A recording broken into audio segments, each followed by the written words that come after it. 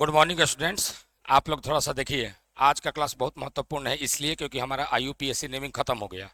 आईयूपीएससी naming जब खत्म हो गया आप लोगों का, तो उसके बाद शुरू होता है general organic chemistry. General organic chemistry पूरे केमिस्ट्री में बहुत ज़्यादा इंपॉर्टेंट मायने रखता है। क्यों मायने रखता है? क्योंकि इसके बिना हम लोग ये नहीं जान पाएंगे कि किसी ऑर्गेनिक कंपाउंड में कौन सा इफेक्ट होने जा रहा है। मतलब अगर हमने ऑर्गेनिक कंपाउंड लिया, दो रिएक्टेंट लिए ऑर्गेनिक कंपाउंड के रूप में, दोनों के बीच में रिएक्शन होना है, रिएक्शन होने के बाद प्रोडक्ट बनना है। तो हमको एक बात जाननी पड़ेगी कि भाई ये जो ऑर्गेनिक कंपाउंड है इसमें रिएक्शन, पूरा ऑर्गेनिक कंपाउंड तो लंबा होता है, बड़ा बड़ा ऑर्गेनिक कंपाउंड होता है। तो इस ऑर्गेनिक कंपाउंड में कौन सी जगह पर क्या सभी पार्ट में रिएक्शन होगा, कि किसी इस ऑर्गेनिक कंपाउंड के किसी खास एरिया में रिएक्शन होने जा रहा है, यह जानना जरूरी होता है। जैसे अगर मैं लंबा एक कार्बन का चैन ले लूं या बड़ा सा रिंग ले लूं, तो क्या रिएक्शन पूरे के पूरे चैन में या पूरे के पूरे रिंग में होगा, कि उसके किसी न किसी कार्बन या कुछ स्पेशल सेंटर पर होना है? यह जानना बहुत जरूरी होता है। अगर हम इस बात को अच्छे से नहीं समझ पाएंगे तो हम नहीं ये अंदाजा कर पाएंगे कि हम रिएक्शन को, मतलब रिएक्टेंट को कहाँ अटैक कराएं। इसका मतलब कि हमको कि देख करके ऑर्गेनिक कंपाउंड में यह जानना बहुत जरूरी हो जाता है कि कौन सा रिएक्टेंट ऑर्गेनिक कंपाउंड के किस जगह पर अटैक करेगा, और अटैक करने के बाद वो कैसे जुड़ने वाला है, और फिर उत्पाद क्या मिलने वाला है। लेकिन सबसे पहले बात आती है कि कौन सा किस पोर्शन में अटैक होने वाला है। इसको जानने के लिए हमको जीओसी पढ़ना चाहिए। जीओसी, वैसे तो नाम है इसका जनरल ऑर्गेनिक केमिस्ट्री। ये जनरल ऑर्गेनिक केमिस्ट्री का मतलब जैसे जनरल नॉलेज बोलते हैं, जैसे हम लोग बोल देते हैं जनरल स्टोर। तो जनरल नॉलेज क्या है? General study, GS, GK, general knowledge, general store, ये सब है क्या चीज़? कहने को जनरल हैं, लेकिन इसमें बहुत कीमती चीज़ें मिलती हैं। हमारे सामान्यतः हमारे व्यवहार के लिए सारी चीज़ें उपलब्ध होती हैं। केमिस्ट्री, जनरल ऑर्गेनिक केमिस्ट्री एक ऐसा ब्रांच है केमिस्ट्री का जिसमें कि हम ऑर्गेनिक केमिस्ट्री पढ़ने के सारे इम्पोर्टेंट चीज़ों को यहाँ डील करने वाले हैं। तो ये जीओसी के नाम से जाना जाता है। इसमें हम लोग सबसे पहले देखते हैं इलेक्ट्रॉनिक इफेक्ट के बारे में, यही मेन चीज़ है।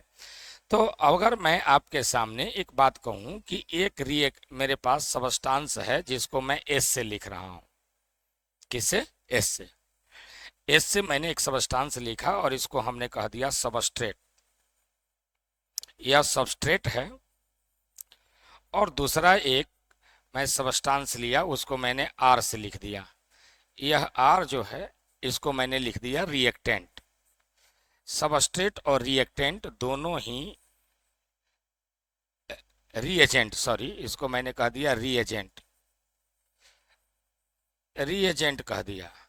और ये दोनों ही रिएक्टेंट्स हैं। रिएक्टेंट्स हैं मतलब कि ये दोनों आपस में रिएक्शन करने जा रहे हैं।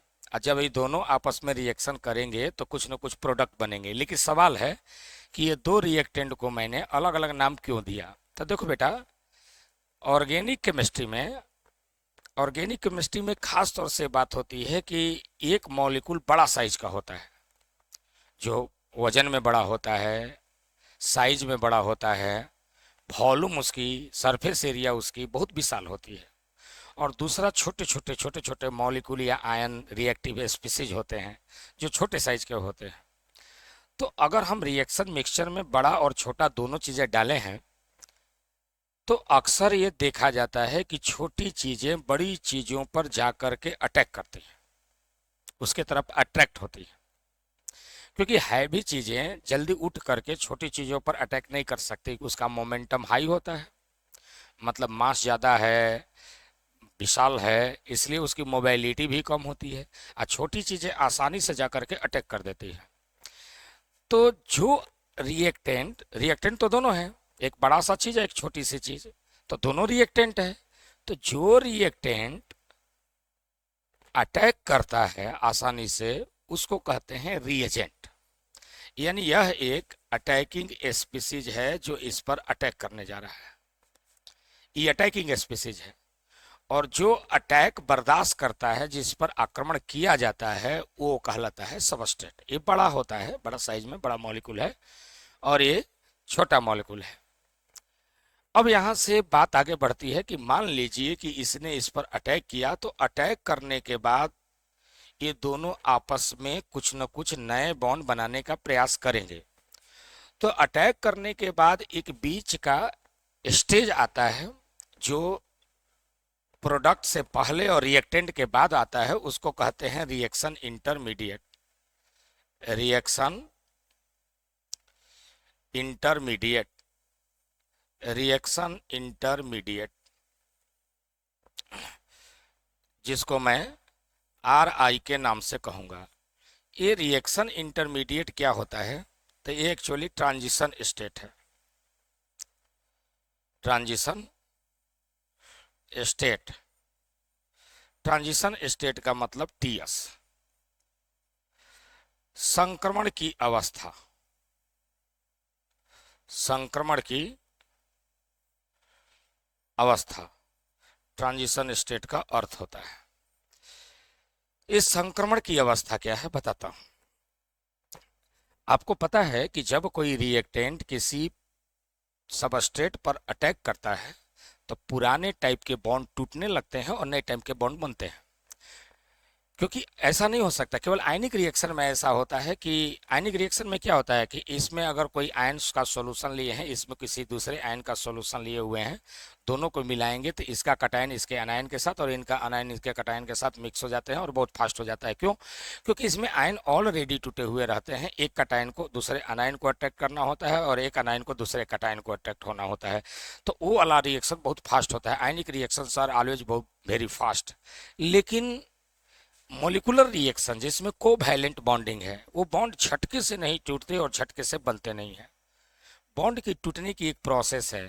बॉन्ड धीरे धीरे टूटता है और धीरे धीरे जुड़ता है, इसमें समय लगता है।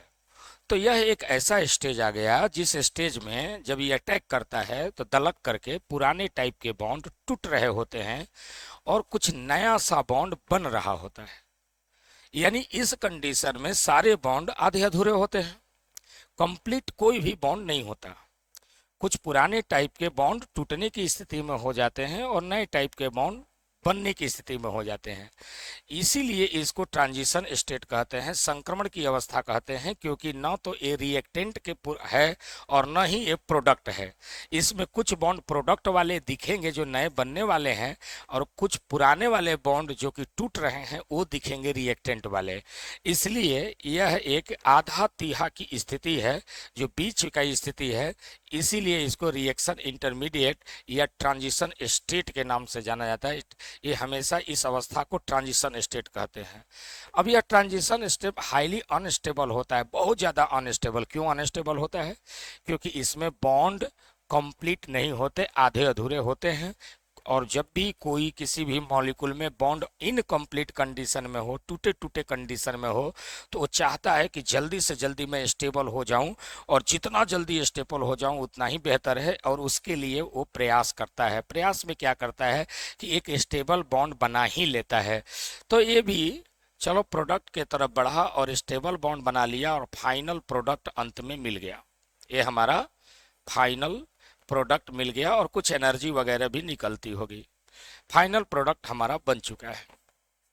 ये पूरा का पूरा प्रोसेस यहाँ से रिएजेंट का सबस्ट्रेट पर अटैक करना, अटैक करने के बाद पुराने टाइप के बॉन्ड का धीरे धीरे टूटना, नए टाइप के बॉन्ड का धीरे धीरे बनना, यानी रिएक्शन इंटरमीडिएट का आना।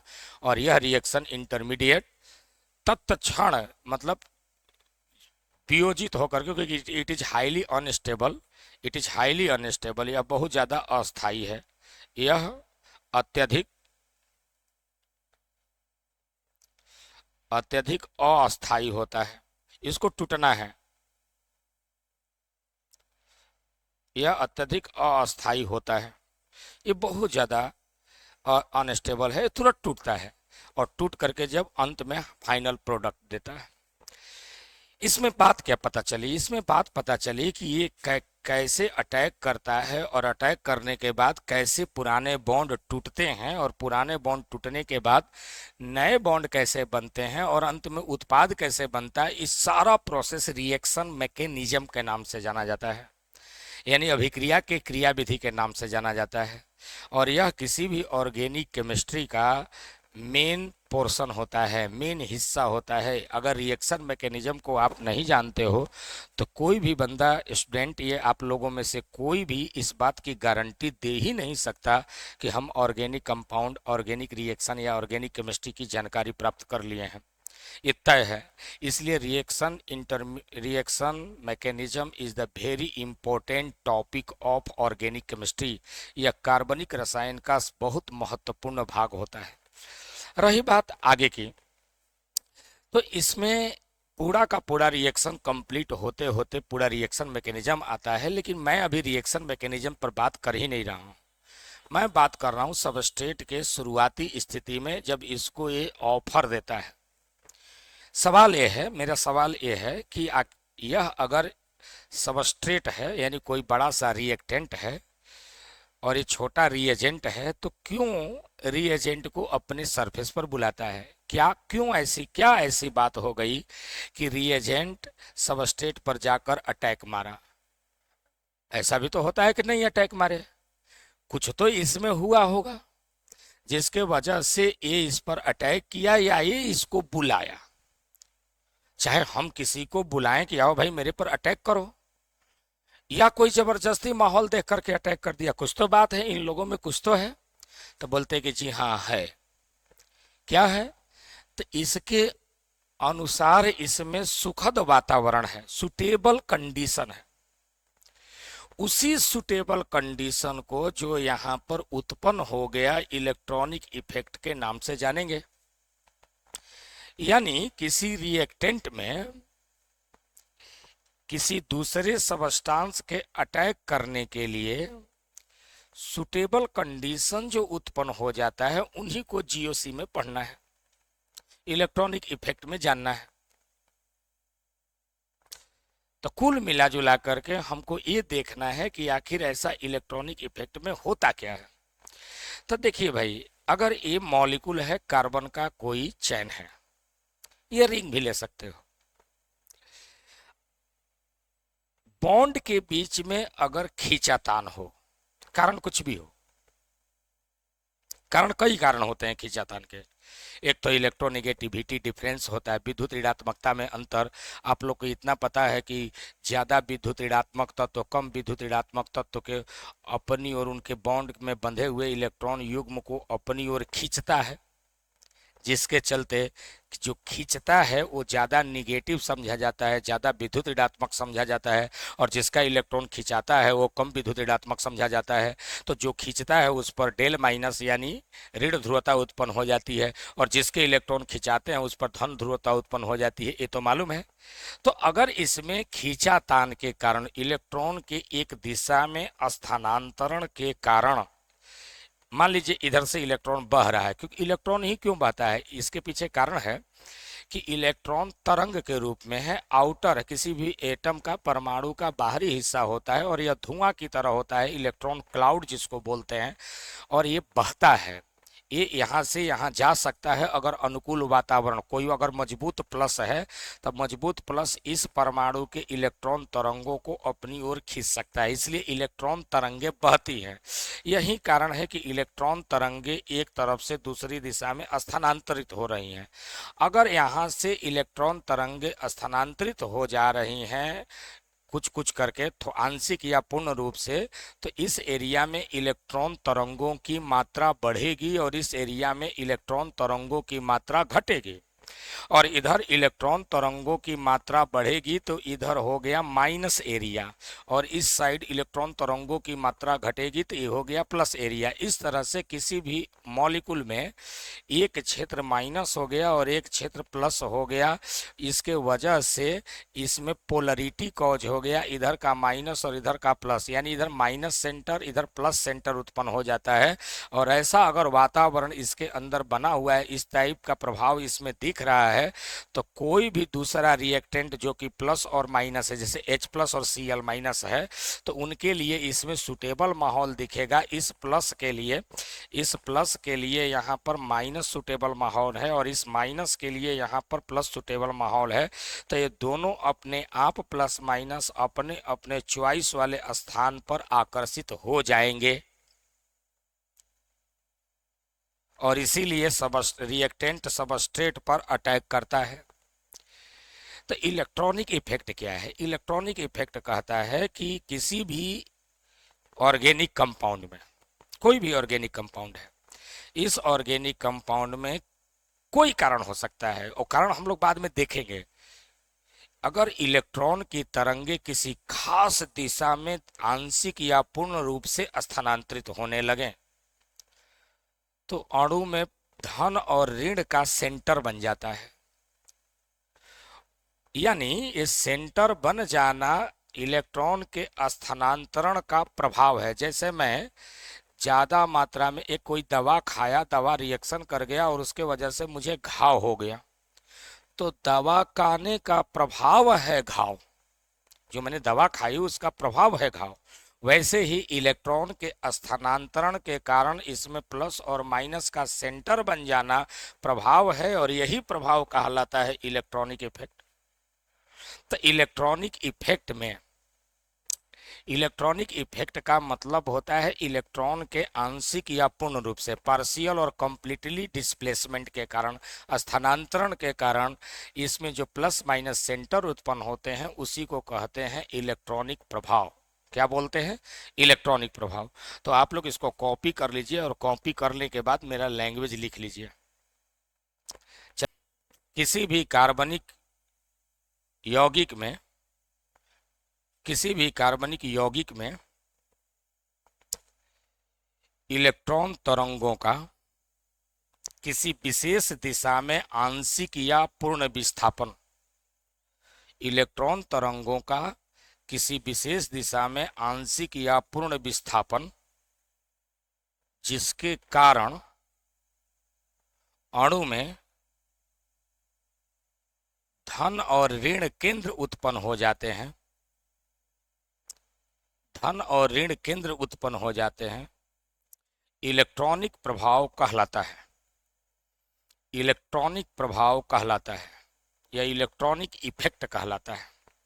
हो गया बेटा? अब हम लोग जानते हैं कि इलेक्ट्रॉनिक इफेक्ट यानी जो शिफ्टिंग हो रही है वो कैसे होती है और कितने प्रकार की होती है। अब तो भाई ये तो जान गए कि अगर इसमें इलेक्ट्रॉन शिफ्ट करेगा तो शिफ्टिंग के वजह से प्लस माइनस पैदा हो गए, तो कई बातें सवाल उठेंगी कि क्या पूरा प्लस पैदा होगा, पूरा माइनस, कि पार्शियल प्लस और पार्शियल माइनस। पहली बात, किसी ऑर्गेनिक कंपाउंड में वो किस क्षेत्र में होगा, पूरे में होगा कि थोड़े से क्षेत्र में होगा। इलेक्ट्रॉन का पूर्ण विस्थापन होगा कि आंशिक विस्थापन होगा, यानी हल्का हल्का केवल खिंचाएगा कि पूरा बॉन्ड ही टूट करके शिफ्ट हो जाएगा। इन नाना प्रकार के सवाल उत्पन्न होते हैं। वैज्ञानिकों के सामने भी ये नाना प्रकार के सवाल आए थे। तो उन लोगों ने किया क्या था कि उन लोगों ने सारे ऑर्गेनिक कंपाउंड में होने वाली इस तरह की एक्टिविटी का अध्ययन किया और पाया कि टोटल जो इस तरह के इफेक्ट होते हैं इलेक्ट्रॉन के स्थानांतरण के कारण, वो 4 पार्ट में बांट करके समझा जा सकता है। इसलिए इलेक्ट्रॉनिक इफेक्ट को 4 भाग में बांट दिया गया है। तो चलिए आप लोग एक पॉइंट और नोट कर लीजिए, लिखिए electronic effect is of 4 types. Electronic effect is of 4 types. तो चलिए बेटा हम लोग इलेक्ट्रॉनिक इफेक्ट देखते हैं कि 4 तरह के कौन कौन से हैं। तो मैं आप लोगों के सामने पहला लिख रहा हूँ इंडक्टिव इफेक्ट। पहले अभी अंग्रेजी में लिखूंगा, बाद में आप लोग को हिंदी बता दूंगा, जिसको हम लोग आई इफेक्ट के नाम से जानते हैं। दूसरा है रिजोनेटिंग इफेक्ट। आप लोग 11th क्लास के केमिकल बॉन्डिंग में थोड़ा सा रेजोनेंस देखे हैं, लेकिन जिस समय मैं पढ़ा रहा था केमिकल बॉन्डिंग तो उस समय मैंने एक बात बोला था कि भाई अभी देख लो, सेकेंड ईयर जब आएगा ऑर्गेनिक केमिस्ट्री तो वहाँ पर हम लोग को डिटेल देखना है। तो यहाँ पर हम लोग अब डिटेल देखने जा रहे हैं। तो रिजोनेटिंग इफेक्ट, जिसमें रिजोनेंस की घटना होगी, हम आर इफेक्ट के नाम से भी इसको बोल सकते हैं, लेकिन इसका एक नाम और मशहूर है जिसको हम लोग बोलते हैं मिजोमेरिक इफेक्ट।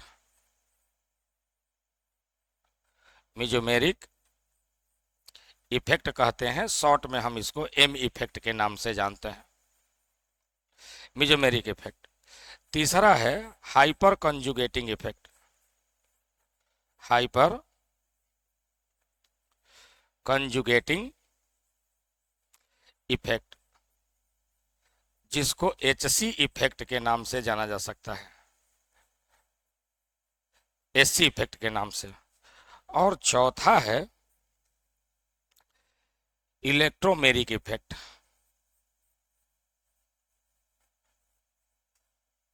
इलेक्ट्रोमेरिक इफेक्ट या इसको हम लोग ई इफेक्ट कहते हैं।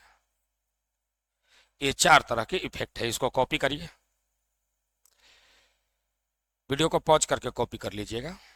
अगर यह कॉपी हो रहे हैं तो चलिए लेट्स स्टार्ट करते हैं। पहला हम लोग इफेक्ट को स्टार्ट कर रहे हैं जिसका नाम है, मैं लिख दे रहा हूं पीला से। फर्स्ट है इंडक्टिव इफेक्ट।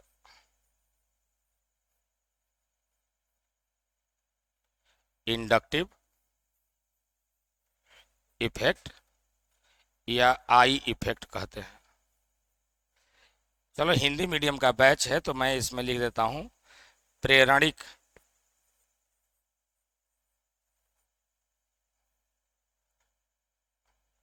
प्रेरणिक प्रभाव, या इसको प्रेरक प्रभाव बोलते हैं। प्रभाव भी कह सकते हो, प्रेरणिक या प्रेरक प्रभाव के नाम से इसको हम लोग बोल सकते हैं। और इसको मैं पहुंचा दे रहा हूं सीधे ऊपर, एकदम आ जाइए आप यहां पर। ओके, साइज में छोटा कर दूं, अच्छा लगेगा। तो आइए हम लोग ये पढ़ते हैं प्रेरणिक प्रभाव। यह इफेक्ट होता क्या है एक्चुअली, इसको समझिए। यह इफेक्ट होता क्या है, अगर मैं कोई कार्बन का चैन ले लूं, चैन भी ले सकता हूं और रिंग भी ले सकता हूं, चलो मैंने लिख दिया, और इसके साथ कोई एक ग्रुप जोड़ दूं। यह कार्बन का एक चैन है, आप रिंग भी ले सकते हो, कोई जरूरी नहीं कि कार्बन का चैन लो, रिंग चैन कुछ भी हो सकता है, ऑर्गेनिक कंपाउंड होना चाहिए। हमने ले लिया और इसमें कोई ग्रुप जोड़ दिया। जो कार्बन इस ग्रुप से सीधे जुड़ा है उसको मैंने अल्फा कार्बन कह दिया, बगल वाले को बीटा कार्बन कह दिया, और इसको गामा कार्बन कह दिया, और ये डेल्टा हो गया। आगे के नहीं, बस इतना जानिए। यह एक ऑर्गेनिक कंपाउंड है, और भी कार्बन रख सकते हो, उससे कोई फर्क नहीं पड़ने वाला है। अब बात सामने क्या आ रही है, बात आ रही है कुछ थोड़ा सा उसको समझिए। अगर इस ऑर्गेनिक कंपाउंड का मतलब एक ग्रुप का इलेक्ट्रोनिगेटिविटी ज्यादा है, इलेक्ट्रोनिगेटिविटी ज्यादा है किससे, कार्बन से। आप लोगों को एक बात बता दूं, थोड़ा सा नोट कर लीजिए। इलेक्ट्रोनिगेटिविटी का ऑर्डर होता है, सबसे ज्यादा फ्लोरीन होता है निगेटिव, उसके बाद ऑक्सीजन, उसके बाद नाइट्रोजन। पोलिंग स्केल पर नाइट्रोजन और क्लोरीन की इलेक्ट्रोनिगेटिविटी समान बताई गई है। उसके बाद आता है ब्रोमीन, उसके बाद आता है कार्बन और आयोडीन और सल्फर, ये लगभग बराबर होते हैं आपस में।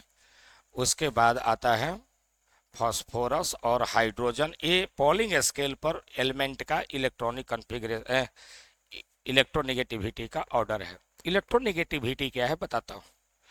अगर ए और बी दो एटम आपस में एकक इलेक्ट्रॉन का शेयरिंग किए हैं, बॉन्डेड इलेक्ट्रॉन पेयर, दो एटम आपस में कोवैलेंट बॉन्ड बनाए हैं, इसके न्यूक्लियस, इसका एक इलेक्ट्रॉन और इसका एक इलेक्ट्रॉन आपस में बनाया है, और इसकी इलेक्ट्रोनिगेटिविटी यदि कम है और इसकी इलेक्ट्रोनिगेटिविटी EN, इलेक्ट्रोनिगेटिविटी अगर ज़्यादा है, तो ये वाला जो एटम है जिसकी इलेक्ट्रोनिगेटिविटी ज़्यादा है उसके न्यूक्लियस का पावर भी ज़्यादा होगा। याद रखेंगे, दो एटम जब आपस में बॉन्ड बनाए और एक का न्यूक्लियस पावरफुल है, दूसरे का न्यूक्लियस कम पावरफुल है, न्यूक्लियस यानी पॉजिटिव सेंटर, तो अगर किसी का पॉजिटिव सेंटर ज़्यादा पावरफुल है तो इसका मतलब कि वो निगेटिव ज़्यादा अपने ऊपर रखेगा। कोई भी ज़्यादा पावरफुल प्लस ज़्यादा माइनस को कंटेन करता है। तो अगर इसका न्यूक्लियस ज़्यादा पावरफुल है तो इसकी निगेटिविटी ज़्यादा है, और तब यह बॉन्ड के दोनों इलेक्ट्रॉन हालांकि बीचों बीच होने चाहिए, लेकिन यह बीचों बीच रहने नहीं देगा बल्कि अपनी ओर थोड़ा सा खींचेगा। जब ये दोनों इलेक्ट्रॉन बीचों बीच न रहकर हल्का सा इधर आएंगे तो इधर इलेक्ट्रॉन की डेंसिटी बढ़ जाएगी, और इधर इलेक्ट्रॉन की डेंसिटी बढ़ जाएगी तो वहीं इधर डेंसिटी घट जाएगी। क्यों घटेगी? क्योंकि बी का इलेक्ट्रॉन तो थोड़ा खिंचाया ही, ए का इलेक्ट्रॉन भी इधर खिंचाया। ए बी का इलेक्ट्रॉन है मान लीजिए, ए तो इधर खिंचाया ही, लेकिन ए का भी इलेक्ट्रॉन इधर खिंचाया हल्का सा, जिसके वजह से इधर डेंसिटी बढ़ गई और इधर डेंसिटी घट गई। परिणाम स्वरूप क्या होगा? तो परिणाम स्वरूप होने वाला है कि इलेक्ट्रॉन के वेव्स अगर इधर पड़ जाएंगे तो इधर हल्का हल्का माइनस होने लगेगा, पार्शियल माइनस जिसे डेल्टा से दिखाते हैं, और इधर हल्का प्लस होने लगेगा जिसे डेल्टा प्लस से दिखाते हैं। बात मेरी समझ में आई? तब हम कहेंगे कि जिसने बॉन्ड के दोनों सिग्मा बॉन्ड के दोनों इलेक्ट्रॉनों को अपनी ओर खींचा है वो ज्यादा निगेटिव इलेक्ट्रोनिगेटिव एलिमेंट है, और जिसका खिंचाया है वो कम इलेक्ट्रोनिगेटिव एलिमेंट है।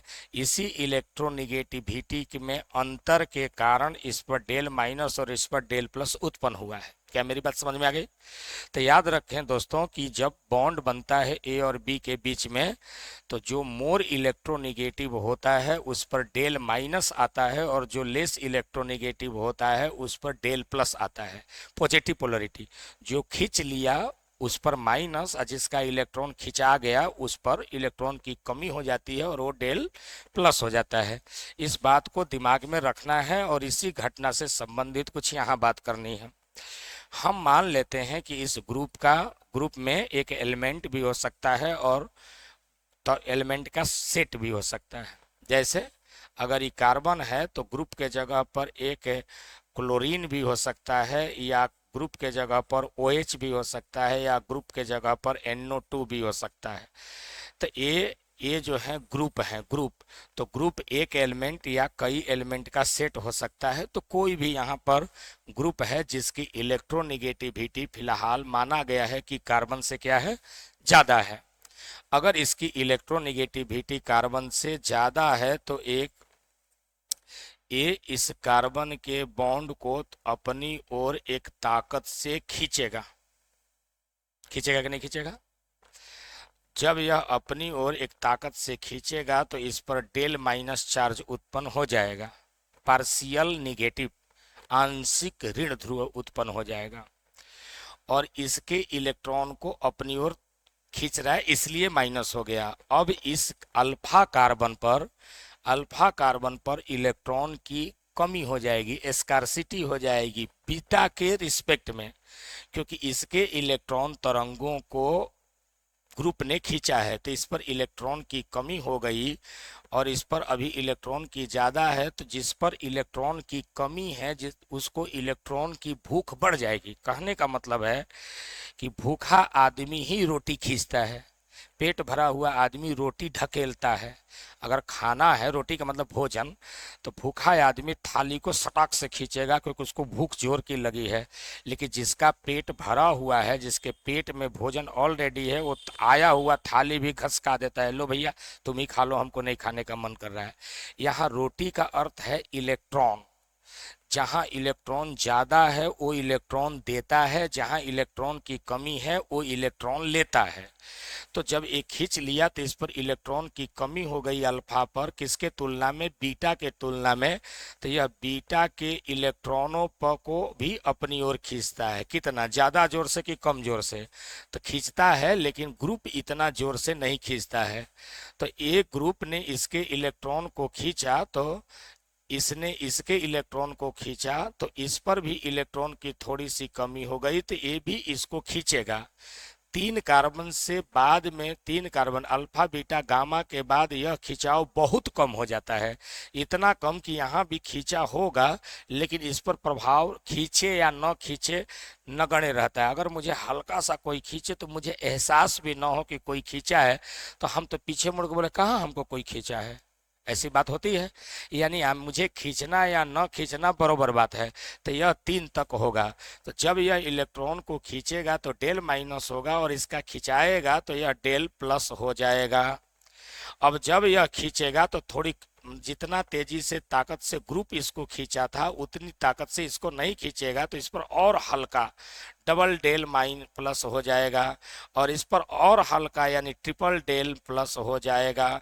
जरा बात को समझ लें आप अच्छे से।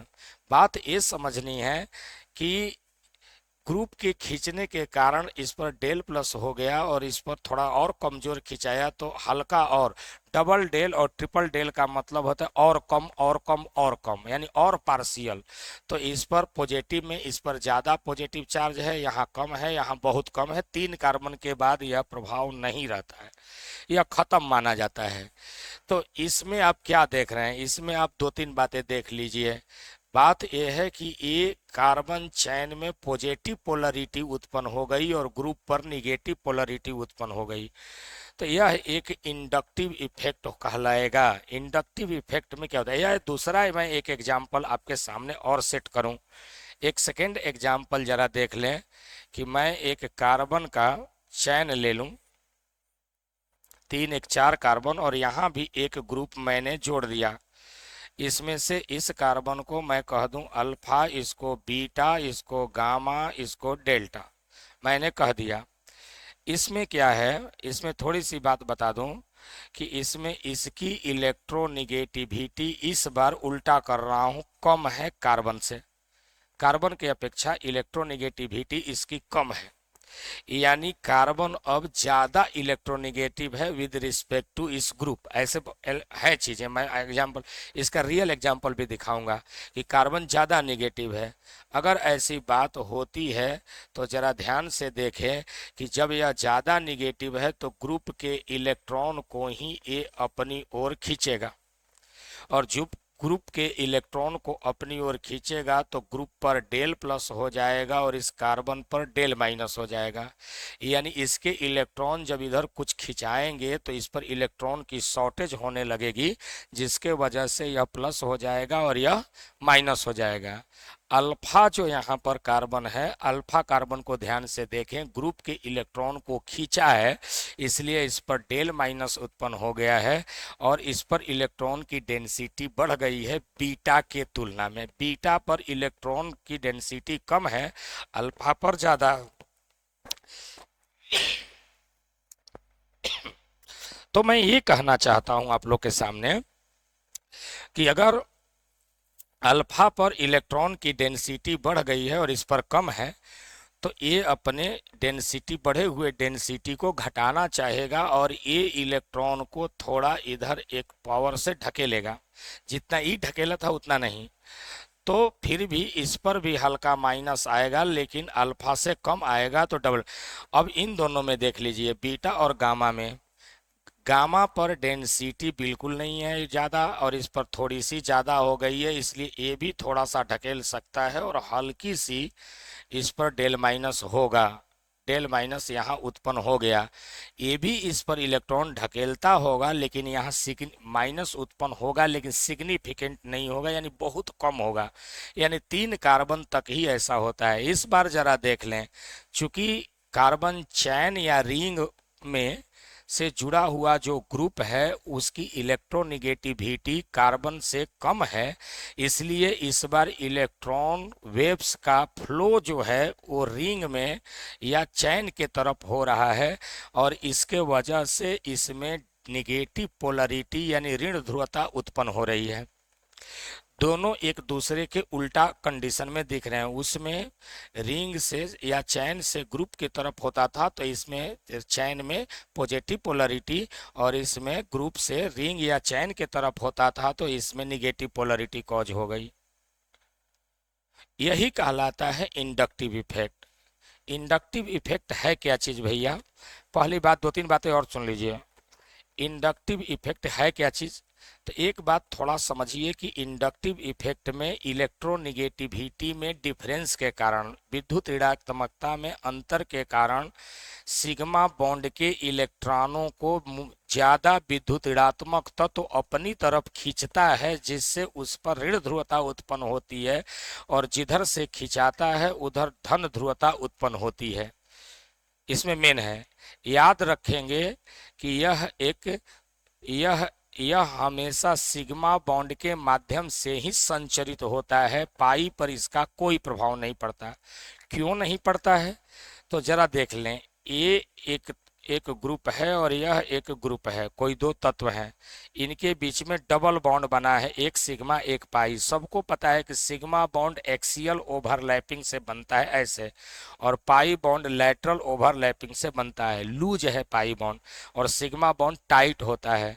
तो जब यह सिग्मा बॉन्ड ऐसे बनता है, दो ग्रुप के बीच में सिग्मा बॉन्ड बनता है, तो सिग्मा बॉन्ड में ही टेंशन लगता है। जैसे मैं और आप दोनों दो रस्सी से बंधे हों, हम दोनों ही दो रस्सी से बंधे हों, एक रस्सी टाइट हो और एक रस्सी लूज हो, तो आपको या मुझे अगर खींचा जाए तो जो टाइट रस्सी है उसी में टेंशन होगा, यानी वहीं उसी पर लोड पड़ेगा, वही खिंचाएगा, लूज रस्सी पर कोई इफेक्ट पड़ने वाला नहीं है।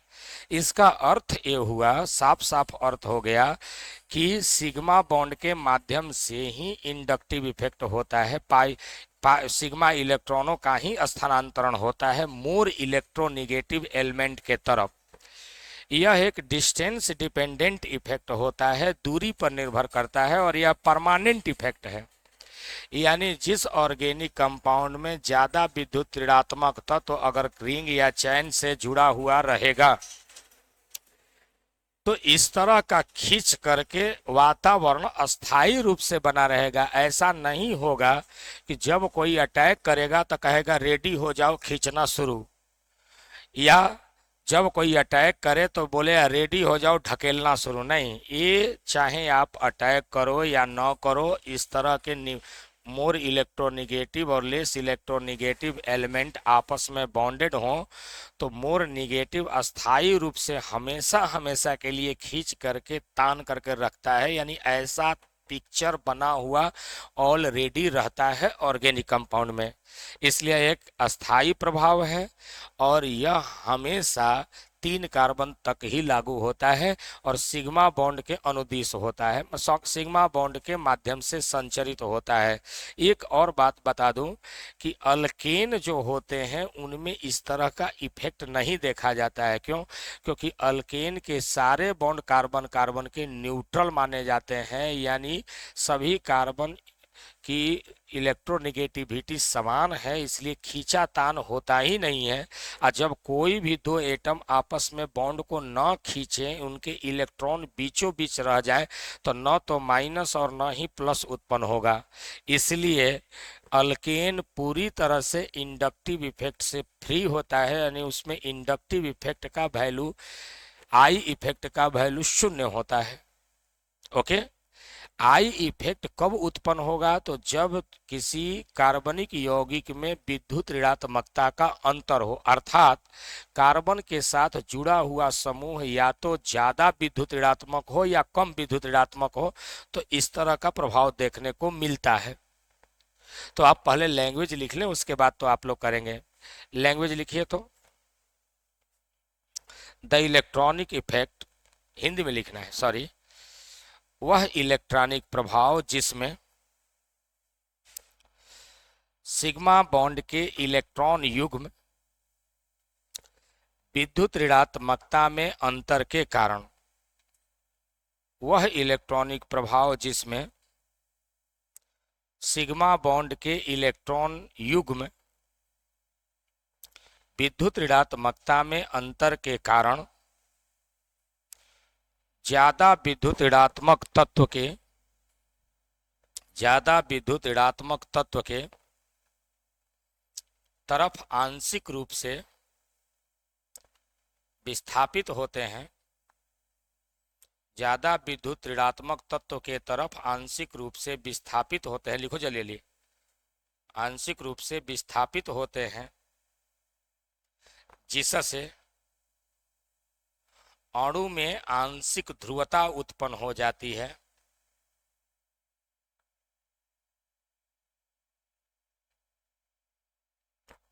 आई इफेक्ट कहलाता है।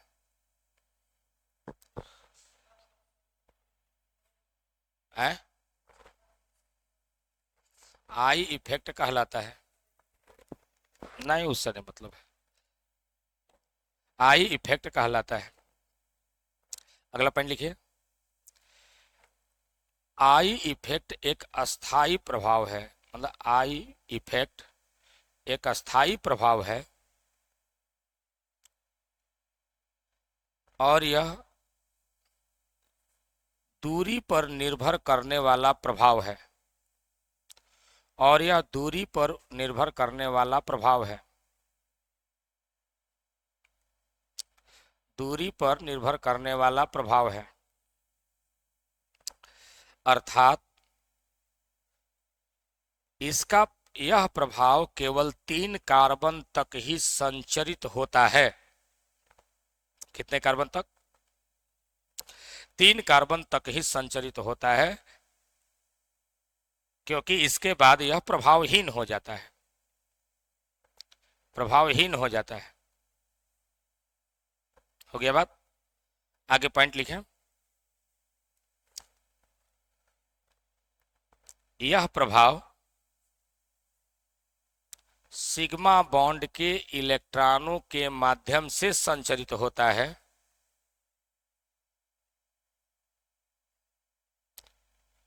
पाई बॉन्ड पर इसका कोई प्रभाव नहीं पड़ता, पाई बॉन्ड पर इसका कोई प्रभाव नहीं पड़ता।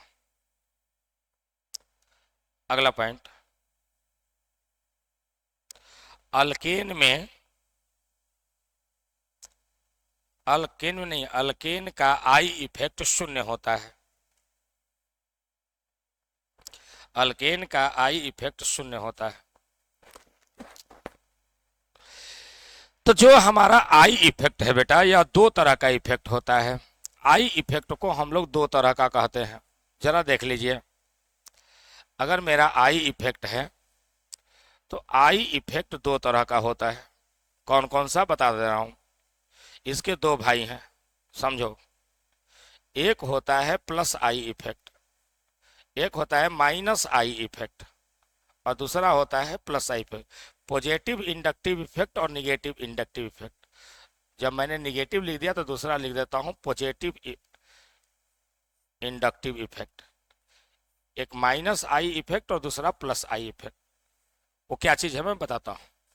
देखो यहां ध्यान से देखो, इस कार्बनिक यौगिक में कार्बन कार्बन का चैन जो है जुड़ा हुआ है एक ग्रुप के साथ, और इसमें ग्रुप, चूंकि ग्रुप की विद्युत ऋणात्मकता ज्यादा है, और जब ग्रुप की विद्युत ऋणात्मकता ज्यादा है तो यह ग्रुप जो है कार्बन के इलेक्ट्रॉनों को अपनी ओर क्या करेगा, खींचेगा। और कार्बन से जब इलेक्ट्रॉनों को खींचेगा तो ग्रुप पर ऋण ध्रुवता आ जाएगी और कार्बन चैन पर धन ध्रुवता आ जाएगी। 3 कार्बन तक यह फैलेगा। तो इसको हम लोग कहते हैं minus I effect, minus I effect के नाम से जानेंगे। यह एक माइनस आई इफेक्ट है। माइनस आई इफेक्ट का मतलब क्या होता है? माइनस आई इफेक्ट का मतलब होता है कि अगर कोई इलेक्ट्रॉन तरंगों का प्रवाह रिंग से या चैन से किसी ग्रुप की तरफ होता है, जिससे रिंग और चैन में धन ध्रुवता उत्पन्न हो जाए। देख लो यहाँ पर किधर हो रहा है भैया, इधर से रिंग चैन से ग्रुप की तरफ हो रहा है इलेक्ट्रॉन तरंगों का प्रवाह, जिसके चलते ग्रुप पर माइनस और पूरे चैन पर धन ध्रुवता उत्पन्न हो गई। तो अब आपको समझना चाहिए कि ऐसा कोई प्रभाव आई इफेक्ट जिसमें कि इलेक्ट्रॉन तरंगों का प्रवाह, कौन, सिग्मा इलेक्ट्रॉन तरंगों का प्रवाह रिंग या चैन से ग्रुप के तरफ होने लगे, जिससे रिंग और चैन में धन ध्रुवता उत्पन्न हो जाए, तो इसे हम कहते हैं माइनस आई इफेक्ट। इसका ठीक एक उल्टा होता है। इसमें जरा देख लीजिए, ग्रुप चूंकि कम ऋणात्मक है, तो ग्रुप कम ऋणात्मक है तो इलेक्ट्रॉन तरंगे जो होते हैं ग्रुप से कार्बन चैन की तरफ घूम रही हैं, जिसके चलते कार्बन चैन या रिंग में ऋण ध्रुवता उत्पन्न हो जाती है। तो बोलते हैं कि वह आई इफेक्ट जिसमें कि विद्युत ऋणात्मकता में अंतर के कारण इलेक्ट्रॉन तरंगों, सिग्मा इलेक्ट्रॉन तरंगों का प्रवाह ग्रुप से रिंग या चैन के तरफ हो, जिससे रिंग और चैन में ऋण ध्रुवता उत्पन्न हो जाए, तो इसे हम लोग कहते हैं माइनस आई इफेक्ट, नहीं प्लस आई इफेक्ट इसको बोलेंगे। तो यह हो गया प्लस आई इफेक्ट के नाम से इसको हम लोग जानेंगे। तो 2 तरह का इफेक्ट हो गया, एक माइनस आई इफेक्ट और दूसरा प्लस आई इफेक्ट हो गया। क्या ये बात आप लोग समझ पा रहे हो? तो माइनस आई इफेक्ट और प्लस आई इफेक्ट को समझने के लिए हम लोग थोड़ा सा बात को आगे बढ़ाते हैं। तो हमारा आई इफेक्ट 2 तरह का होता है। तो आप पहले केवल इतना लिखोगे, इसको अभी नहीं लिखना है बेटा, आप इसको लिखोगे। आई इफेक्ट के 2 भाई हैं, माइनस आई इफेक्ट और प्लस आई इफेक्ट हो गया। आप लोग पहले ये दोनों लिखने के बाद आप पहला नंबर हेडिंग डालेंगे minus I effect, minus I effect. Minus I effect मैं पहले पढ़ा देता हूं। और माइनस आई इफेक्ट में आप एग्जाम्पल यही बना लीजिए, इसको यहाँ बना लीजिएगा, जब पहले लैंग्वेज लिखवा लूँ तब। माइनस आई इफेक्ट में क्या है लिखिए, वह आई इफेक्ट जिसमें सिग्मा इलेक्ट्रॉन तरंगों का प्रवाह, सिग्मा इलेक्ट्रॉन तरंगों का प्रवाह किसी ग्रुप या कार्बन चैन से, सॉरी, किसी साइक्लिक रिंग या कार्बन चैन से ग्रुप के तरफ हो, जिससे कार्बन चैन या रिंग में, कार्बन चैन या रिंग में धन ध्रुवता उत्पन्न हो जाए, तो इसे माइनस आई इफेक्ट कहते हैं। और माइनस आई इफेक्ट में इस एग्जाम्पल को आप लोग बना लीजिए, माइनस आई इफेक्ट में इस एग्जाम्पल को बना लेना है। बन गया। माइनस आई इफेक्ट के बारे में एक दो बातें और थोड़ा सा मैं समझा लूँ आप लोग को, ध्यान दीजिएगा। माइनस आई इफेक्ट का में क्या क्या बातें हैं इसको समझिए। माइनस आई इफेक्ट जो हो रहा है उसमें कार्बन चैन या रिंग में धन ध्रुवता उत्पन्न हो जाती है, और कार्बन चैन और रिंग में धन ध्रुवता उत्पन्न हो जाती है, जिसके चलते कि यह, इस पर माइनस आई इफेक्ट कहेंगे। माइनस आई इफेक्ट में जो एक ग्रुप देख रहे हैं, ये वाला ग्रुप, इसको माइनस आई ग्रुप के नाम से जाना जाएगा। अगर मैं यहाँ पे एग्जांपल बनाऊं कार्बन का चैन, जैसे यहाँ पर बना दूं, और ये ग्रुप है, इस कार्बन को मैंने अल्फा कह दिया, ये अल्फा है, ये बीटा है, ये गामा है और ये डेल्टा है। इसकी इलेक्ट्रोनिगेटिविटी जो है वो ज़्यादा है, तो बॉन्ड के इलेक्ट्रॉनों को अपनी ओर जोर से खींचेगा, ये भी खींचेगा और ये भी खींचेगा। ये डेल माइनस, ये डबल, ये डेल प्लस, ये डबल डेल प्लस, और ये हो गया ट्रिपल डेल प्लस हो गया। विष्णु तैयार हो जाइए, डबल डेल प्लस हो गया। इस कंडीशन में देखिए ये ग्रुप ने इस पर खींचा है, इसलिए ये खींचने वाले ग्रुप को कहेंगे minus I group, minus I group के नाम से जानेंगे। यह माइनस आई ग्रुप है। जो ग्रुप कार्बन चैन या रिंग से इलेक्ट्रॉन तरंगों को अपनी ओर खींचता है उसे हम माइनस आई ग्रुप के नाम से जानते हैं। एक एग्जाम्पल और देख लीजिए, एग्जाम्पल यही वाला एग्जाम्पल मैंने यहाँ बना दिया। एक एग्जाम्पल मैं और दिखा दे रहा हूँ, आप लोग जरा देख लें। जैसे एक फ्लोरीन ले लीजिए, आप मेरे को बताएं बेटा कि इसमें फ्लोरीन की विद्युत ऋणात्मकता, यहाँ कार्बन है, फ्लोरीन की विद्युत ऋणात्मकता कार्बन से ज़्यादा है कि नहीं है? तो ज़्यादा है। तो इसके बॉन्ड के इलेक्ट्रॉनों को कौन खींचेगा बेटा? फ्लोरीन खींचेगा।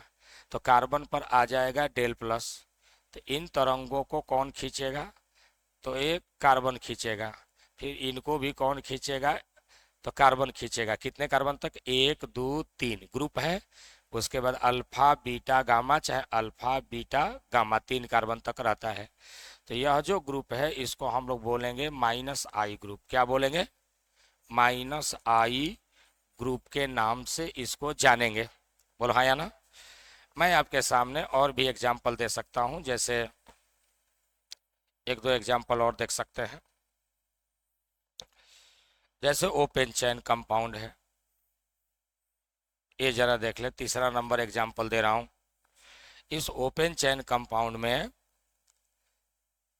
चलिए ओपन चैन कंपाउंड में यहाँ पर जोड़ देते हैं कौन सा? तो NO2 को मैंने जोड़ दिया। NO2 नाइट्रोजन से युक्त ऑक्सीजन, ये फ्लोरीन से भी ज़्यादा निगेटिव होता है, इस पर हम बात करेंगे। फ्लोरीन से ज़्यादा निगेटिव होता है, निगेटिविटी के बारे में हम अलग से बात करने वाले हैं। तो ये जोर से खींचेगा, और जोर से खींचेगा बेटा तो क्या होगा? ये ग्रुप जो है वो मोर निगेटिव है, तो ये हो गया माइनस आई ग्रुप हो गया, माइनस आई ग्रुप हो गया। Oh, it was all by mistake, minus I group हो गया। और यह माइनस आई ग्रुप जो है GROUP ग्रुप हो गया। तो यह इलेक्ट्रॉन को खींचेगा, अल्फा बीटा गामा, इधर तो सब लगेगा यहाँ तक, और यहाँ ये 3 कार्बन तक लगेगा, अल्फा बीटा गामा तक लगेगा। ये माइनस आई ग्रुप हो गया। तो जो खींचता है उसको माइनस आई ग्रुप कहते हैं। माइनस आई ग्रुप माने खींचने वाला ग्रुप। इस पर हम लोग अलग से बात करेंगे। तो आज का क्लास हम यहीं पर, टाइम हो गया है आप लोग का, आप लोग घर निकल सकते हैं। तो अगला क्लास है ना आप लोग का, सब लोगों का, जाइए क्लास लीजिए और मैं आगे देखूंगा। चलिए इसी के साथ आज का क्लास समाप्त होता है। बाय।